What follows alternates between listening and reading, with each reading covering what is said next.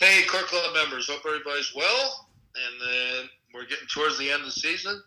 Sure want to congratulate all of you who have told us there's a reason to feel good about high school playoff assignments.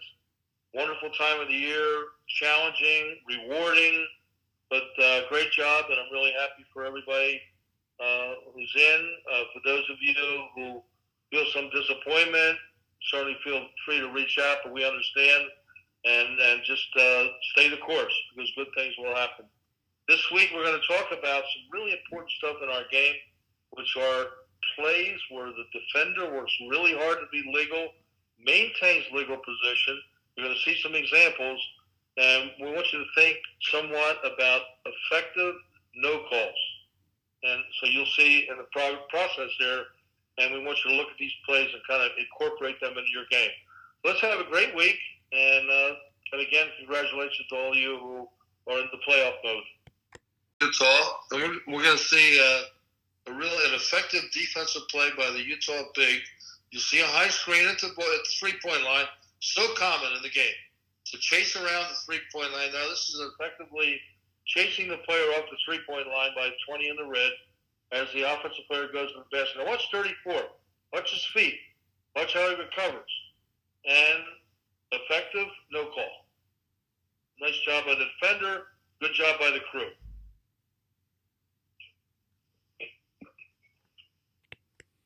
Play starts with an inbound baseline. And as we throw the ball to the post, watch the defender, and see as number 4 pivots, and as he turns, he initiates contact, which creates a little bit of natural movement by the defender's left arm. Legal when the offensive player initiates. And look at the A position that the lead has as he works down to an open spot between offense and defense. It's a really good sequence and a great job of patient whistle.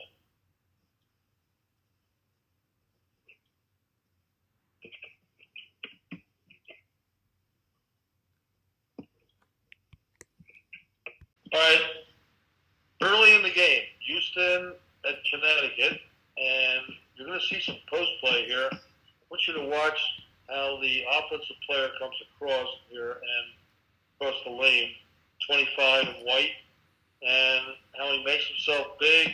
He's got leverage, high leverage.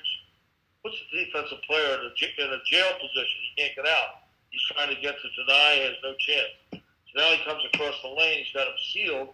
But you can see there, the defender's really, in a world of hurt after he crosses the lane. So go back. What really happens here early in this play? Offensive foul. Offense initiates. You clean it up. Make the offensive player play legit. All right, we're in the same game. Houston, UConn. It's a couple minutes later, and we have the same post players. And as we come across the lane, you can see here, the offensive player's in a legal position. The defender, in an effort to get the offensive player a little further from the rim with a little bit of a two-hand dislodge. And that makes a big difference between being a post player and just being a face-up player. So that you change the offense if you allow that to happen. Correctly called defensive dislodge. All right, members, I want to go over here at Butler's St. John's. That's St. John's, interesting game. And I want you to see the offensive player here, number 14 of St. John's, as he goes to the rim, he makes a little subtle left-hand turn, a little shoulder dip with his left, just to initiate a bit of contact in an effort to get to the free throw line. It's just one of those bag of tricks that the offensive players have. Carroll does a nice job of coming down, and he's really open to this all the way. Lead has got a closed look because he's looking through the offensive player. But the crew does a nice job here of no calling this play because the defender is really sliding in a legal position all the way through. So any contact there is really initiated by 14. All right, our last play here, members, you're going to see a transition play, and I want you to look at the offensive player. Ask yourself the question, is he under control? That's his responsibility.